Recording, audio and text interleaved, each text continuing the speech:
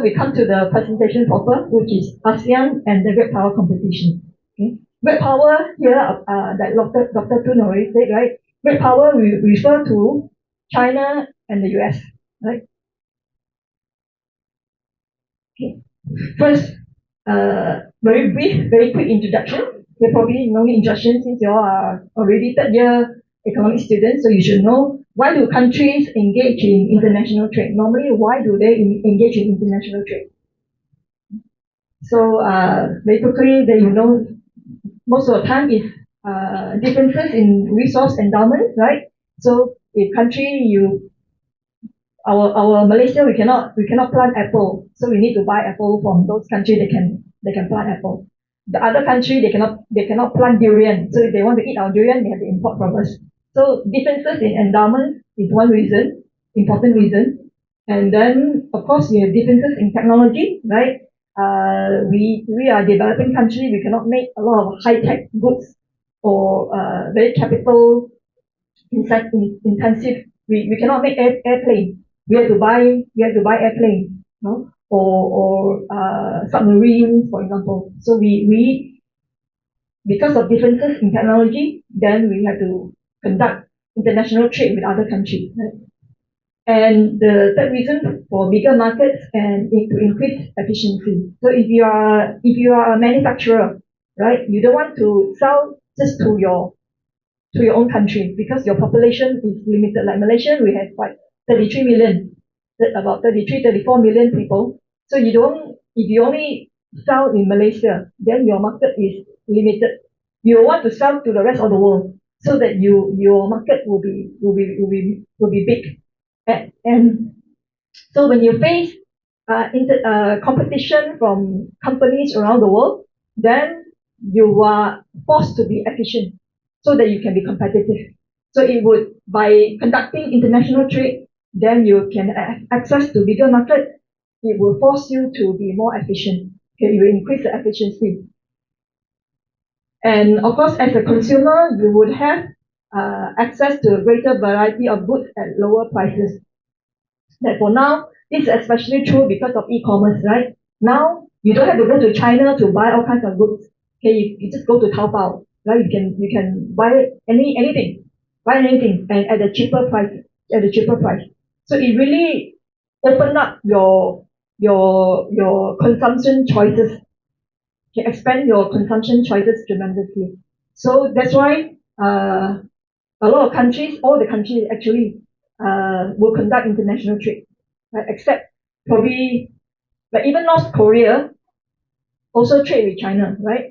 So no country cannot survive on its own nowadays, right? So of course, lastly, it would increase your standard of living. Okay, this is a light-hearted way. People probably have read it before in the internet. A light-hearted way to explain what is globalization, what is international trade. Okay, this is talking about Princess Diana, how when she died, how is it? It reads like an English princess with an Egyptian boyfriend crashes in a French tunnel, driving a German car with a Dutch engine, driven by a Belgian who was drunk on Scottish whiskey, followed closely by Italian paparazzi on Japanese motorcycles. And she was treated by an American doctor using Brazilian medicine. It's talking about Princess Diana, right? And when you read this story, probably you probably read it on your mobile phone that uses Taiwanese chips and a Korean monitor assembled by an Indonesian worker in Singapore plant, transported by an Indian lorry driver wearing made in China shirt to a shopping mall in Malaysia that is guarded by Bangladeshi security guards. Right?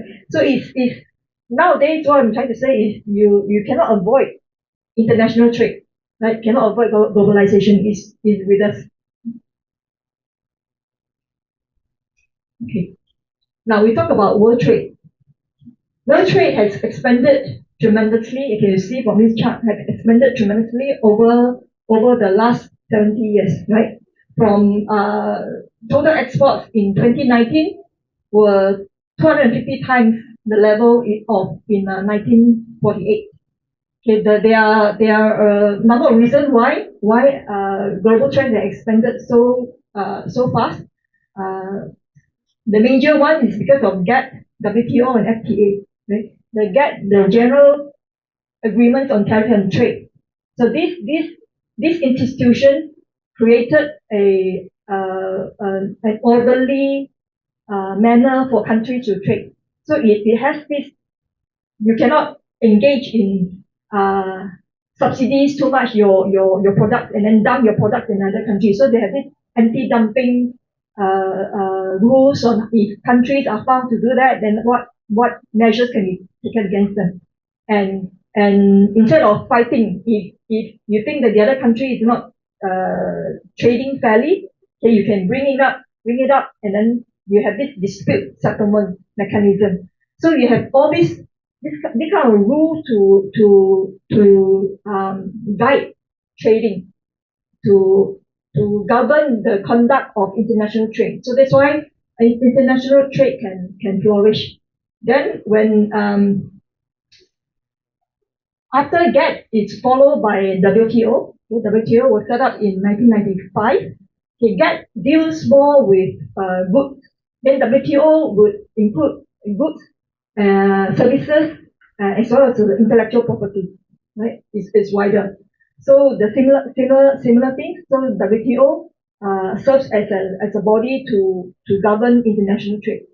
And of course, we have free trade agreement with countries around the world. They have free trade agreement with one another. Then it will help to reduce the trade barriers, reduce the tariffs for international trade to flourish. Next, this is shows you over time how international trade has changed based by according to this major trading nation of the world. Okay, the first column we have the U.S. U.S. throughout from 1960 to 2022 as a percentage share of world merchandise trade, they are one of the biggest in the world. So it doesn't change a lot. So in 1960, 13.4% of world trade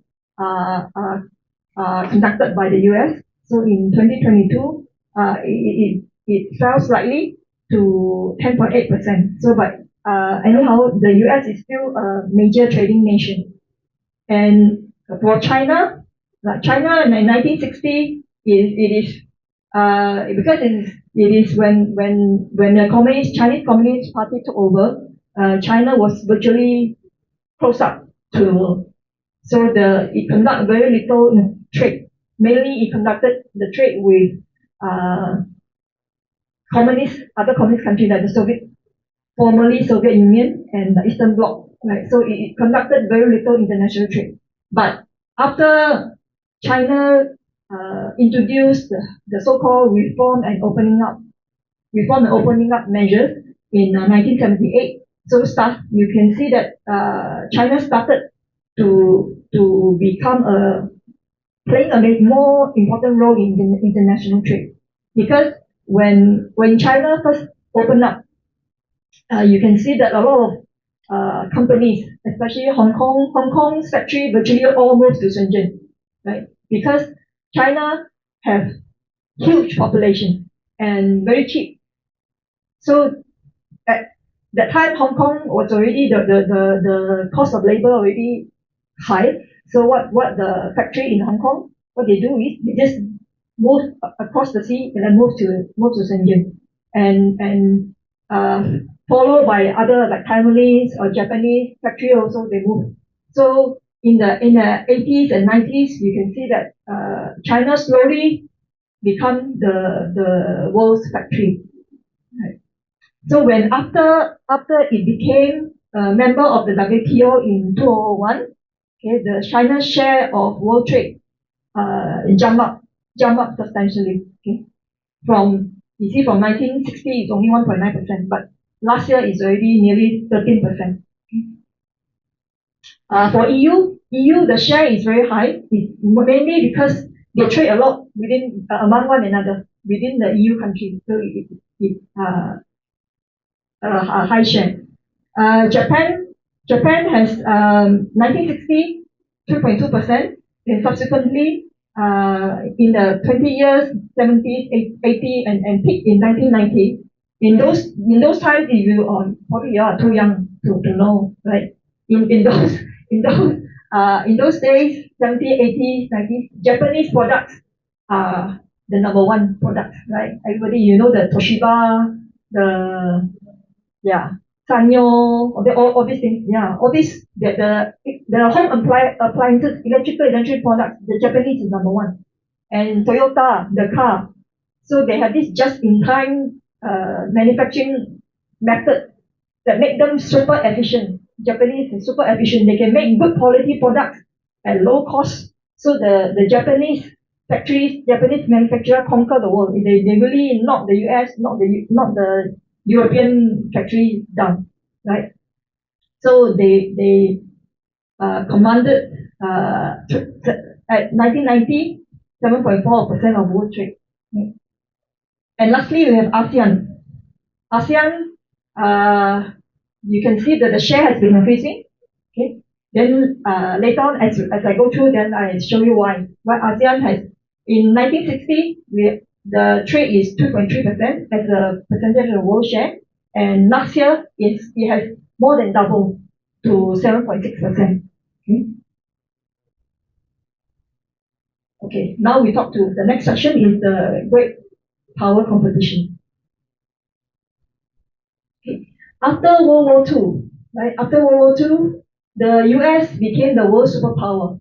They are the winner, and they and the Soviet Union are the winner. So they are two world superpower. But after some time, the Soviet Union slowly declined because of their economic system, their political system. So they slowly declined, and after the Soviet Union dissolved, so the US became the sole superpower. So after World War II, the US took the lead to set up the United Nations. They set up the World Bank, set up IMF. So that's why you see all these international institutions, their headquarters are all in the US. Right? So and the US dollar is used throughout the world as a standard, right? As a standard. So you can see all the commodity prices, they are priced in the US dollar. Right? You buy a barrel of oil, you don't buy it in ringgit, although we produce oil, right? But you buy it in US dollar. Or even if we sell our palm oil, we also sell our palm oil in US dollar. So because of this, right? They dominated the world. They created the world system. And the US hegemony has been supported by three pillars. How do they carry out their business around the world? Okay, how do they dominate the world? Is through three pillars. One is their economic strength.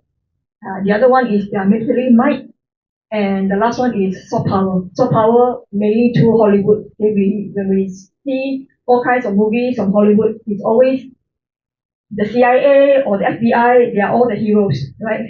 The other people, right? They call them either terrorists or the KGB. They're all the bad guys. So we all have this notion, right? So this is the power of the Hollywood, the soft power. Now from here you see actually from like first century to the 19th century or to the 20th century, India and China are the two global power, two largest economies in the world. Okay, from the first century to the 16th century, actually, from the 16th century to the 1890s, okay, just before the 19th century, the China is the largest economy in the world. Okay, until then, it was taken over by the US. Okay. The economic strength, we compare the US and China, right? First, we look at look at the first column, China first. 1920, now China is still the largest economy in the world. As a share of the world GDP, 33%. Okay, huge, 33%. Even now, the US cannot compare. Even now, cannot compare with it. Like 33%. This is uh, at the Qing dynasty. Okay, at the Qing dynasty. Then after that, 1870, it dropped quite substantially. This is after the two Opium War. You know, the China was humiliated because of the two Opium Wars. Lost the two Opium Wars. One in 1840, another one the earlier 1918, about 1656 to the next 60. Okay, so look, China lost the two Opium War, so it weakened tremendously. So as a share of world GDP, it dropped to 17.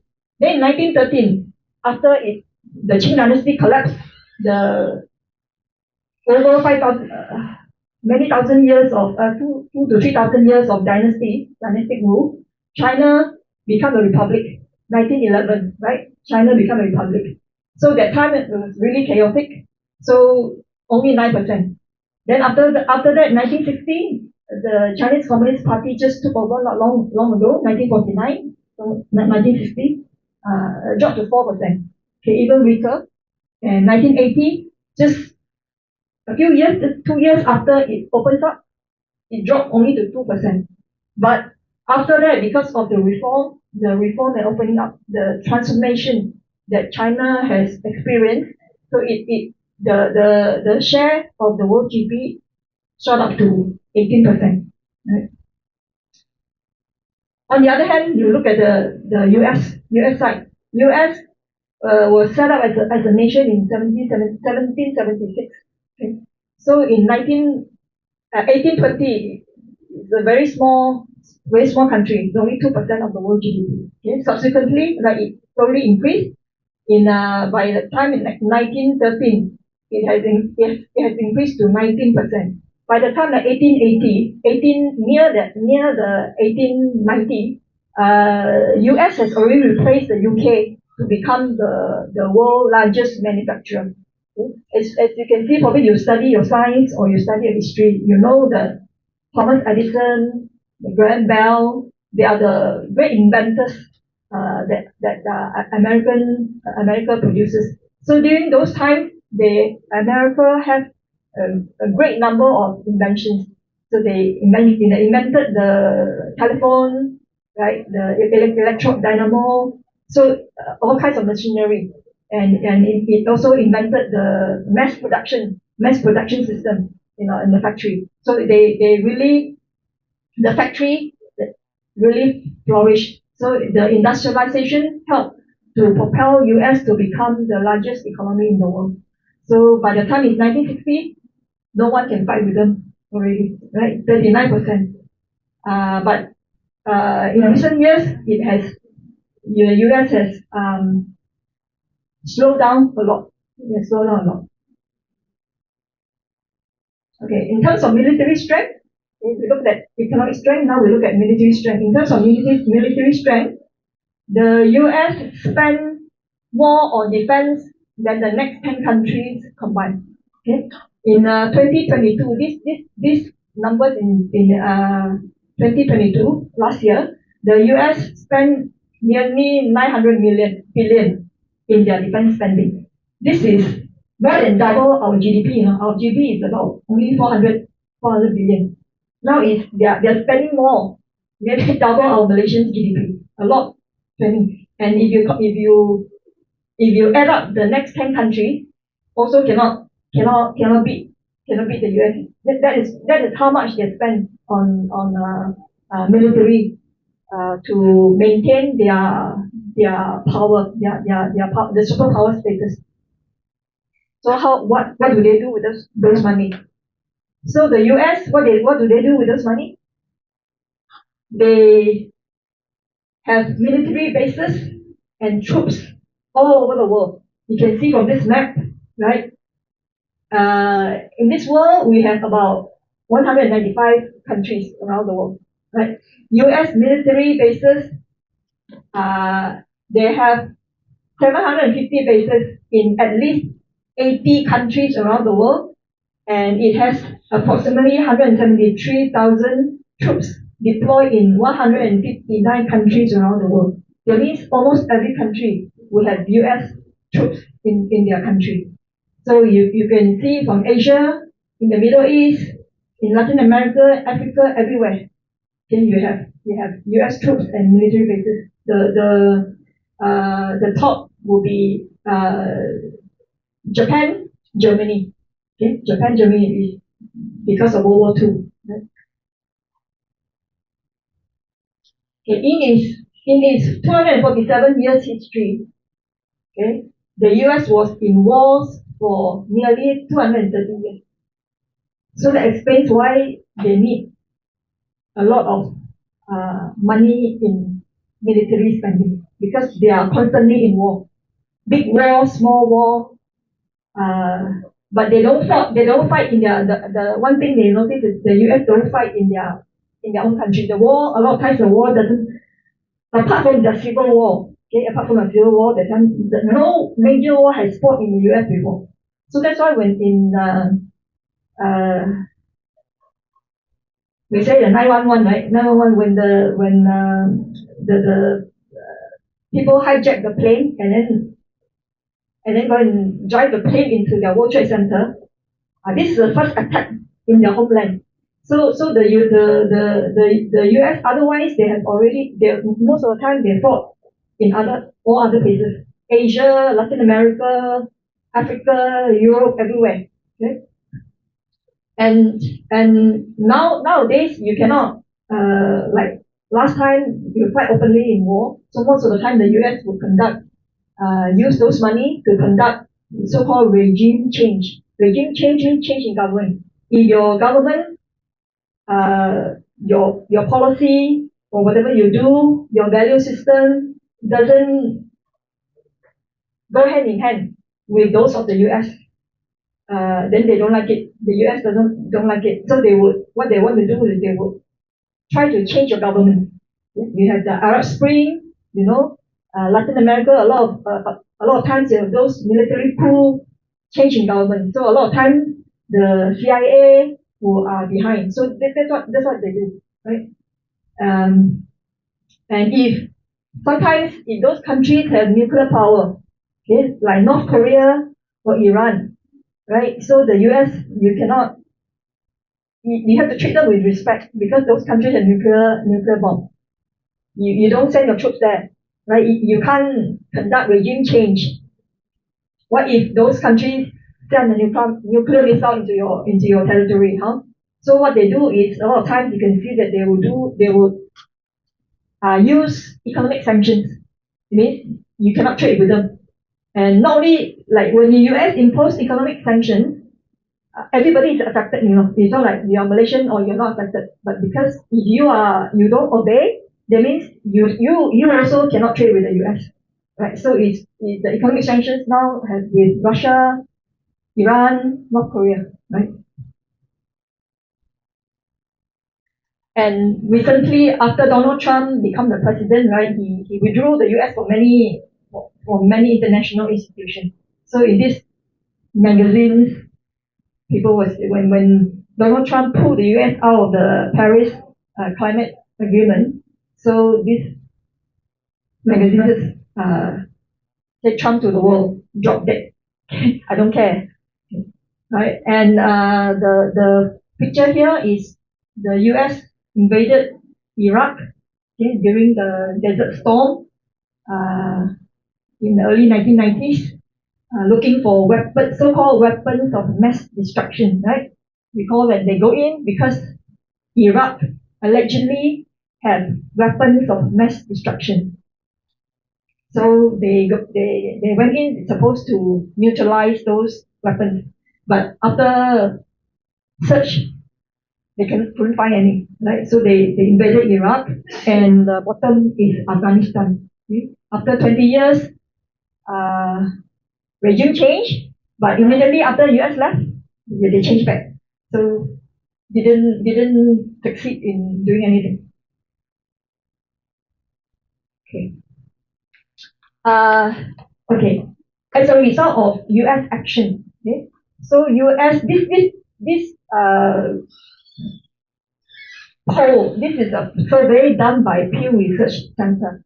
So it asks people on their positive views of the U.S. Okay, how do you view the U.S. unfavorably? Do you view U.S. favorably or unfavorably? Okay. This is done in 2020. So like 34, only on average, only 34% view U.S. favorably. Uh, and most of it view US unfavorably. Right? So even you can see from this chart, a lot of it are US allies. Only of all the US allies, only the South Korean. Only more South Korean view US favorably than unfavorably. Okay? The rest of it, they view the US unfavorably. And US reputation has dropped to the lowest in 20 years since the survey of this subject started. Okay. And even among Americans themselves, they also know that their influence, their reputation in the world has been dropping. Okay. Here, this chart says Americans tend to say U.S. influence around the world is diminishing and China's is getting stronger. Okay. Here they ask the percentage of U.S. adults who says each country's influence in the world has been getting stronger or about the same or getting weaker. Okay, so you can see that only 19%. This survey is conducted in 2022, only last year. Okay, so only 19% they think that U.S. influence is getting stronger. 32% say stays about the same. Uh, Nearly half say US influence is getting weaker. But they say China's influence is getting stronger. Okay, you can see 66% thinks that Americans think that 66% thinks that China's influence is getting stronger, and only 22% say stays the same, and 10% say getting weaker. So Americans themselves, they realize that their country standing in the international world has been dropping. They know. Uh, you can't blame them because all the signs show, right? So China is the world's largest producers of over 220 types of industrial products. Not those not only those cheap type of products. In the probably in the 1990s or in the early 2000, you buy Chinese goods, it's always gives you it gets spoiled very fast. Right? I have a friend who says that he bought a pair of shoes from a shop made in China. By the time he wore the shoe and reached his house, the shoe torn, cannot wear anymore. But nowadays China has changed. So China can manufacture cars, manufacture higher end products, right? So including cars and products. So they are the largest producer of those higher end goods. And China is the world's largest trading nation since 2013. Already is the world's largest trading nation, overtaking the US. And also because of the Belt and Road Initiative. The Belt and Road Initiative, initially when it was launched, it's only 20 plus countries or institutions joined the Belt and Road, and now it's like more than 160 countries joined the Belt and Road Initiative. And because of this Belt and Road Initiative, China's influence in those countries has increased tremendously. So on the other hand, US influence has decreased. And of course, technology-wise, China has been catching up also. Okay? So China have a space station, right? So in the past, we only have the International Space Station by a group of countries, the US, Russia, Japan, Canada, Germany, so, right? They have this space station and they banned China from joining this so-called international space station. So China has no choice. had to build. China built its own space station, right? And this space station is supposed to retire soon, 2024, next year, yeah, very, very soon. It's supposed to retire in 2024. So if those countries, now it's interesting because US and China are not, US and Russia are not in good terms because of the Ukraine war, right? So if these two countries cannot see eye to eye, cannot cooperate, so if they cannot get together to uh, extend, invest more, extend the life of this international space station, so if the international space station retired, then in the orbit there's only one. That means the Chinese one. So you can see the impact of this. And then you have of this fatal navigation system. In the past, we all rely on GPS, right? GPS is a U.S. Air Force military navigation system. Okay? Is operated by the U.S. Air Force, although we all of us don't know, right? It's given us free of charge, but they can control your access if they want to. Okay? It can also downgrade the quality of your access if they wanted to. So if for China, they know they cannot rely on GPS. If there's a war, then if your communication system are all blocked, navigation system are all blocked, you don't have to fight anymore, right? There's no need to fight. You lose. So China has developed its own navigation system called the fatal navigation system, so that it doesn't rely on the US GPS, right? And of course, we know China send is a robotic vehicle onto Mars, right? So it's only the second country to do that. So in terms of technology wise, China is catching up very fast also, right? This is the number of scientific papers published in 1998 and 2000. China is nowhere to be seen in terms of numbers of paper published. US is way on top, okay, in terms of numbers. But then 10 years later, China becomes the second largest and closing up to the US in terms of numbers of papers, scientific papers published. Then the latest result show that China has overtaken the US to become the top number one country with the most number of scientific papers published. So it shows the advancement in China's technology.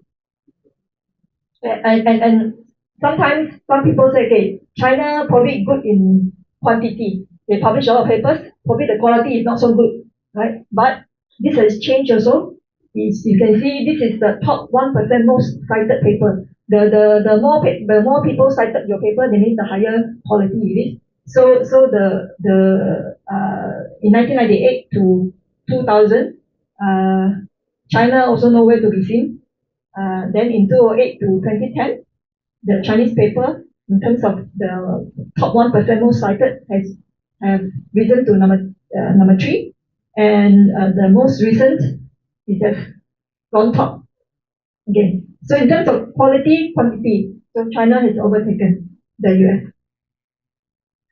And you know the US love cars, right? The American love cars. So US always pride themselves to be the nation for automobile and the largest car market in the world.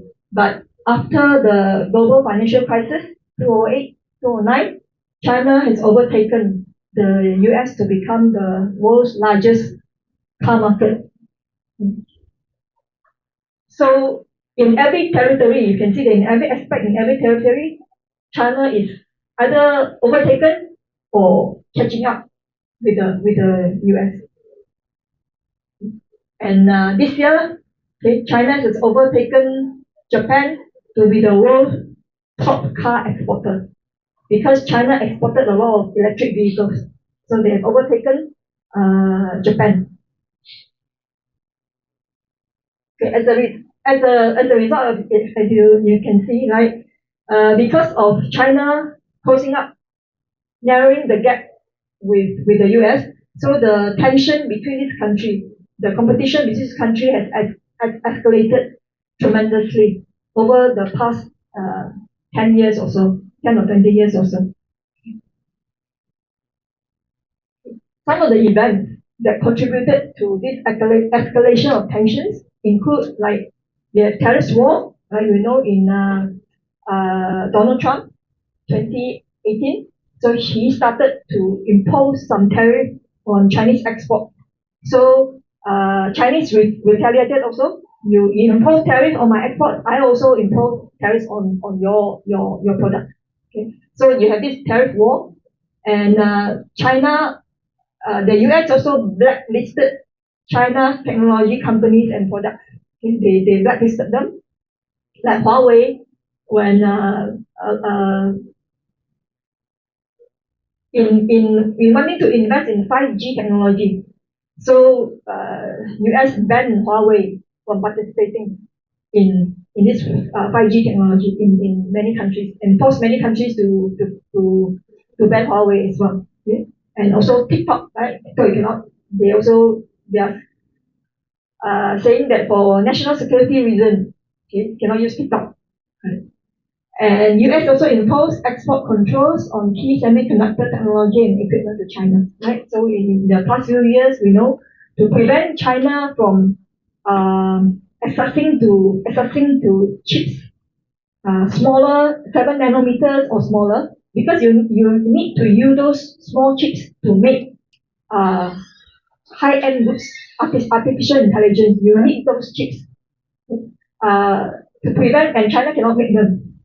So to prevent the Chinese company from getting hold of those chips, so the US had imposed export control, preventing China from accessing to those chips. And just last month, just last month, Joe Biden signed another executive order restricting US persons from investing in certain high-tech industry in China. Okay. So this is some of the example on the economic front. On the political front, you can also see, right? You have also have the US accusing China of committing crimes against humanity and genocide in Xinjiang. So so China was very angry that US say that they mistreated the Uyghurs in Xinjiang, right? And also they blame each other for the COVID-19 pandemic outbreak. And last year when Beijing held the Winter Olympics, the US imposed a diplomatic boycott. Diplomatic boycott means your athlete can go and compete, but in the opening ceremony, closing ceremony, my government official will not participate. Right? And of course, both are on the different side of Ukraine war. And yeah, last year, Nancy Pelosi visit to Taiwan. This created a huge uproar as well. Why? Who is it, Nancy Pelosi? Nancy Pelosi is the Speaker of the U.S. Congress. Why she's the Speaker of this National Congress? Why is it so important? Because in the U.S. presidential succession system, right? If something happens, if let's say your president get assassinated, who is the next in line? Your vice president, right? Your vice president is the next in line. Then who is the second in line? The House Speaker. So if Biden, right, last year, right, if Nancy Pelosi is still the Congress Speaker, if the both president and vice president were killed, then Nancy Pelosi will be the next U.S. president. This shows how senior she is, So that's why when she visited Taiwan, China is really very unhappy. Okay, very unhappy about it. Okay? Because China view Taiwan as one of its province. Okay. Of course, U.S. supporting Hong Kong protester, and you have this AUKUS and import. Those are alliance the U.S. created to confront China, to group in more countries to confront China. Okay, you have these US military bases around the world, uh, not around the world, surrounding China. Okay. From here, you can see the first line. You can see US military bases in Singapore, the bases in Philippines, Taiwan, right? You have Okinawa, Japan a lot, and then you have South Korea, right? And then the second here, another layer, you have Guam, here, US military bases. And you can see that China here, this is the only outlet for China to have their goods shipped from Europe, shipped from Europe, shipped to US, shipped to China.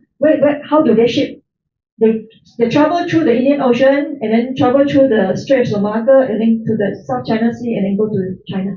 So, but all these are blocked. So you can see how China is not very happy, right? If your door are all blocked by your enemy, you can't get out at all. You're blocked. Okay, so now you can see why the tension of between these two countries are very serious. Because China is dealing with its own survival. Now, how in all this, how is ASEAN affected in all this? Now, what's ASEAN? ASEAN is the Association of Southeast Asian Nations. It's made out of 10 member states. Okay, we know all this. Currently it's 10. So probably very soon we have 11. The Timor-Leste already, ASEAN already given a nod for it to join later. This is currently 10 countries. Okay. In terms of population, ASEAN has 669.2 million. Okay, it's the third largest in the world. Okay, 8.4% of the world population. And the important thing is about 65% of the population are below 14 years old. So the ASEAN population are all very young, huge number, very young. So what does it mean? Young means, if you are young, means what? You are vibrant, you have a lot of energy, okay? You are dynamic, and we have a lot of workforce. So this is for ASEAN. And not only ASEAN have a lot of population, but they are all highly literate as well. Okay? In this here is the adult literacy. You have the middle income countries. Middle income countries, the average is 86.7, right? Only Cambodia is lower than the average. The rest of the ASEAN countries have the literacy, adult literacy, all higher than the average. So in ASEAN, you have a lot of people, and people are literate. Okay? What it means that your labor capital, you have high quality labor capital. You have potential to have high quality labor capital. Okay, ASEAN is also rich in national resources. So we have palm oil, we have pineapple, we have oil, we have coconut, of course we have paddy.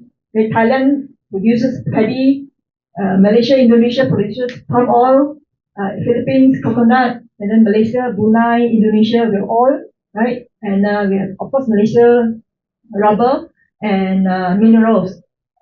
A lot of countries have rich in minerals as well. So as a GDP, right, ASEAN has grown tremendously. From 2010 to 2020, ASEAN contributed more to global economic growth than the EU. Okay? EU's GDP is 15 trillion US dollar. ASEAN's GDP is only 3.6 trillion. Okay? Although we are about five times smaller than the EU, but we contributed, ASEAN as a whole contributed more to global GDP growth than the EU. That shows how fast ASEAN is growing, but EU, the growth have been slow, sluggish. Okay? According to forecast projection, ASEAN will overtake by 2050. ASEAN will overtake Germany and Japan. Okay? Currently, ASEAN is the fifth largest economy in the world after the US, China, Japan, Germany. But soon it will overtake Germany and Japan. Now, in terms of GDP per capita, it is very uneven. Only Singapore is an outlier. Singapore GDP per capita 83,000. So Singapore is a very high income country. The only one with a very high income country. The rest of the country are all lower middle income country. Okay. So it shows that we have great potential to grow. Okay. This shows the GDP per capita of ASEAN. Okay, from 2010 is about like 3,300, but last year it's grown to about 5,500 US dollar. It shows the rising income level of ASEAN population. In terms of middle class population, it has increased, especially for Indonesia. The blue color bar here, Indonesia. The number of population in the middle class has jumped up sharply for Indonesia, and as well as the Philippines, not bad as well, and the Thailand also. Like for Malaysia, we has remained roughly constant. Okay. So what it means is when you have more people in middle income or high income go into high income, that means your spending power is greater, and you have greater demand for all kinds of goods and services. Okay, here the projection shows that by 2030, okay, more than half of ASEAN's population will be middle income class. Okay. That it will be larger by then. By 2030 is not that far away, right? 2030 not that far away. Then the number of middle income people will be larger, 334 million. It will be larger than the US, many countries. In the US, Taiwan, South Korea, Japan will be larger than them. Okay? And 70% of ASEAN population will live in the urban areas by 2050. Okay. And in terms of ASEAN, we have quite a diversity in terms of people, okay, in terms of ethnic, in terms of races, in terms of religion. In ASEAN, like about 45% are Muslim, and 20% are Buddhist, 20% are Christian. So you have these three major religions in ASEAN, but ASEAN people, we mostly live peacefully with one another. Okay, we don't hear of war. We don't fight with Indonesia. Indonesia doesn't fight with Philippines. We don't fight. Although we have different religions, but we all live peacefully with one another. This is one of the attraction of ASEAN. In terms of political system, also the government system, all very diverse. We have communist, socialist country like Vietnam is a communist country. Laos, communist country. With country with military rule, Myanmar. Okay, then you have monarchy system. You have Brunei, right? Brunei, you have a king. You have democracy, right? Thailand, Malaysia, Indonesia, Philippines, all democracy. And we also have a hybrid system, like Singapore, Cambodia. Although they have elections, but mostly because the one party dominated, right? One party, so you have sort of a hybrid system. So although we have this diversity, but you have political stability. Okay, how ASEAN handles the great power competition? Okay, ASEAN knows that it is too small. It cannot take sides. It cannot stand in the side of the US. It cannot stand in the side of China. So it adopts a neutral and friendly to all foreign policy. So it takes a pragmatic, positive sum approach that looks past the political differences and is open to cooperation to all. So ASEAN has established the comprehensive strategic partnership with the US and China, and ASEAN is also a member of ASEP and IPEF. So what is ASEP? ASEP is a free trade agreement, as we all know. It's the largest free trade agreement. Okay? It's larger than CPTPP, EU, or USMCA. Okay, so it's even larger than them. It's like about nearly 30% of the world GDP, and share of exports 28%, and number of countries is 15 countries. Okay? ASEAN is 12 of them. The 10 countries are in RCEP. And this IPEF is now RCEP is led by China. Okay, have to know China is the leader of this RCEP. But this IPEF is led by the US. Now, this one is not a free trade agreement. It is just a framework. It's an initiative launched by Joe Biden in May last year. So the objective is to enhance cooperation between the US and Indo-Pacific nations. So there are 14 countries in this framework. 7 of them are ASEAN countries. And this framework represents 40% of our global GDP and 28% of our global trade in goods and services. So ASEAN, by not taking sides, they join the China-led RCEP. They also join the US-led IPEF. And as a result, ASEAN enjoy the best of both worlds. So ASEAN's trade with China increased tremendously over the years, especially after China joined the WTO and with the US as well. And especially after US-China trade war started in 2018, you can see that ASEAN's trade with the US and China has increased even more. And because ASEAN doesn't take sides, so they trade with all kinds of nations, every nation. So it is trading partners is very diversified. Okay, around 21% of ASEAN's exports go to China, 19% go to the US, 11% go to EU. And so by not concentrating exports in any one market, ASEAN is not only able to reduce economic risk, but is able to offer multinational companies the huge strategic advantage of having a diversified global supply chain. So this is very, very, very important. If you remember during the COVID time, right, you have the global supply chain was severely disrupted. And because of the global supply chain was disrupted, the prices of goods cannot be produced. And then as a result, the shortages cause a lot of products, the prices, inflation to go up, right? So by not relying on one supply chain is very important. Okay. ASEAN has benefited from this rising tension between US and China. Okay.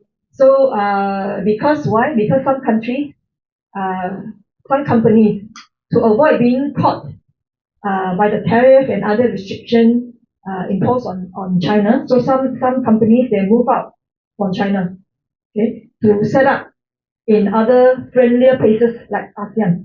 So they move out of China, go to any countries in ASEAN and set up their factory there. And so you have this so-called China plus one strategy. So this strategy is companies, they moved out from China and then they set up their factories in ASEAN countries to diversify their supply chain and also to get closer to customers also. Okay, it's very important for multinational companies. If you want to sell your products, you are close to your customers, then you know what they want. Okay? And it's also cheaper to produce close to where your customers are. Another advantage is lower cost. Okay? In the 80s and the 90s, China is very cheap. The labor cost is very cheap. But over the years, the labor cost in China has increased tremendously. So as a result, some companies, what they do is they moved out. They moved to ASEAN countries, especially if they produce those labor-intensive products. Then they go to countries with low labor costs, like Vietnam. You see, this chart shows you the labor cost, the manufacturing hour, labor cost per hour. Okay, like in 2020, the labor cost of China is like about twice the level of Vietnam. So it makes sense if you produce labor cost is your cost item, one of your main costs. in the cost of production. So it makes sense for you to move to places where you have large number of labor and cheap. So as a result, ASEAN has enjoyed large FDI inflow. So this chart shows you the FDI inflow over the years, and especially the last few years. Okay, if you don't look at the 2020 because of the pandemic, but it's from 2017, 2018 when the US-China tension intensified. So you can see that more and more FDI, okay, they come to ASEAN countries. Okay, in terms of sectors, okay, in 2012, hardly anyone set up factories in ASEAN go to the manufacturing sector, mainly in wholesale financial services. But 2021, you can see a big chunk, like nearly 26% in the manufacturing sector, like information communication sector. Okay, so they know that it is feasible and it is cost effective to set up the manufacturing plant in ASEAN countries. This FDI by country, Singapore by far has attracted more FDI because FDI in Singapore are mainly for higher value industry. Okay? And Malaysia has performed about the same as the Philippines, lose out to Indonesia, and lately, right, in the last few years has lose out to Vietnam. Okay. So we have to work harder to attract FDI. Okay. Although mainly FDI mainly still come mainly from labor-intensive products, companies producing labor-intensive products. But increasingly, ASEAN has attracted higher value, added higher technology companies to set up factories there. Like for example, like Infineon Technologies in August last month only, the Infineon Technologies is Germany's largest semiconductor manufacturer. So they announced like 5 billion euro investment in to set up a semiconductor fab in Kulim, Kedah. Okay. With that plant, it will become the world's biggest 200 millimeter silicon carbide power fab. Okay. Last year, February, a subsidiary of Samsung, so they received approval to set up, to invest in an electromechanic plant in northern Vietnam, okay, to manufacture high-tech mobile equipment, telecommunication component, and other electronic products. So ASEAN countries have been attracting high-tech investment. And also because in recent years and in the future, electric vehicles will dominate our road. So your internal combustion engine cars will fade. So the electric vehicles become more important. So because of that, ASEAN is building a regional ecosystem for electric vehicles. And to produce electric batteries, nickel is a very important element to it. And Indonesia and Philippines, the two of them, they hold between 33 to 40% of the world's nickel ore reserve. So it makes sense. So taking advantage of this, Brazilian miner, Vale, and US automaker Ford, and Chinese cobalt refiner Zhejiang Huayu Cobalt. So they have recently agreed to work on a nickel processing plant in Southeast Sulawesi, Indonesia. And Volkswagen Germany the car company will team up with them, as well as Indonesian mining companies to make EV batteries in Indonesia. And in other projects, BASF from Germany also will invest with French miner and Indonesian miner to make EV batteries in Indonesia. And Thailand is known as the Detroit of Asia. So Thailand has a very big car industry. So in recent years, in the past, it's the Japanese and the Europeans, they will invest in the Thailand's car industry. Now, in recent years, Chinese electric vehicles manufacturers, they're poured into China, and into Thailand to set up factories to make electric vehicles in it. And so these companies include BYD, Great Wall Motor. Okay. Okay. Singapore, as I said, Singapore mainly attract investment in the high-tech industry, in high value-added industries. Okay. But like December last year, French semiconductor company, manufacturing supplier, so they announced investment to double their investment capacity of its wafer fabrication plant in Singapore. Singapore also has a very advanced pharmaceutical industry. 8 out of the 10 largest pharmaceutical companies in the world hold plants in Singapore. BioNTech, we know, we all get the Pfizer jet, right? So the BioNTech, they are the one that make that. So they will make their first mRNA manufacturing plant in Singapore, will be operational later this year. Siemens, German engineering and technology group, also announced big investment in Singapore. Okay. So, and also another advantage that works for ASEAN is, in recent years, the US is pursuing a decoupling policy to reduce her reliance on Chinese goods. Okay. As you can see, it's not very successful, although they try to reduce, but it's not very successful. The still China, US and China trade is still growing quite strongly. Although they suffered a dip in 2018 after the trade war started, and of course during the pandemic time. But in recent years, it's also has rebounded. But anyway, they try to reduce their reliance on China. And this chart, the next chart will show you how. This chart shows you the proportion of manufactured goods imported into the US from selected countries in Asian countries. Okay, from the red color bar, you can see that in 2018, 66% of US manufactured imports came from mainland China and Hong Kong. Last year, it dropped to 51%. So where are the replacements? Where did they get their product from? If not from China. So a lot those labor intensive products have moved to Vietnam. You can see the share of Vietnam increased a lot from 5.8% to about 12% last year. Okay. Similarly with other ASEAN countries also, they benefited from it. Yes. Okay. Okay, I'll finish up very fast. Okay. So ASEAN will become the next manufacturing hub of the world. Okay.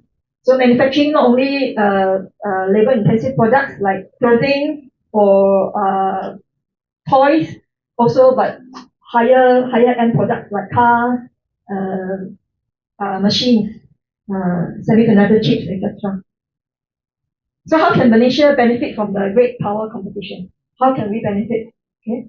So Malaysia is one of the most important player in the global semiconductor supply chain. The Meng is known as the Silicon Valley of the East. Okay. So we have a very good ecosystem. We have built up a good ecosystem in making semiconductor. Okay. We are strong in the packaging. Malaysia, to make semiconductor, there are mainly three processes. You have the design, you have fabrication, you have packaging. So Malaysia is strong in this packaging area. Okay. So because we started early in 1970s, our semiconductor industry started early in 1970s. So we have the sophisticated system to make all kinds of to package, to test the chips. So it's not easy to replicate. So Malaysia can take advantage of it when countries want to set up their semiconductor plant. Okay, they can come to Malaysia. It's one of the ways that we can take advantage of it. Okay. So so in recent years we have moved up the value chain. According to semiconductor supply chain, we are at the end of it. And the end of it, in terms of value, is not so high. It's only about 10% of the entire semiconductor value chain. When you do design or fabrication, those are higher. Those takes up 90% of it. So Malaysia, we try to move up. We try to do design. We try not to just stay at the back end side. We want to move up the front end. Okay. So this is one of the area Malaysia can take advantage of it. Okay. What else? What other areas? So it's up to you, right? For you to do further research of it. Okay. Okay. So this is the end of my presentation. So you can follow us. This is our social media. You can follow us on that. Okay. Thank you very much for your attention.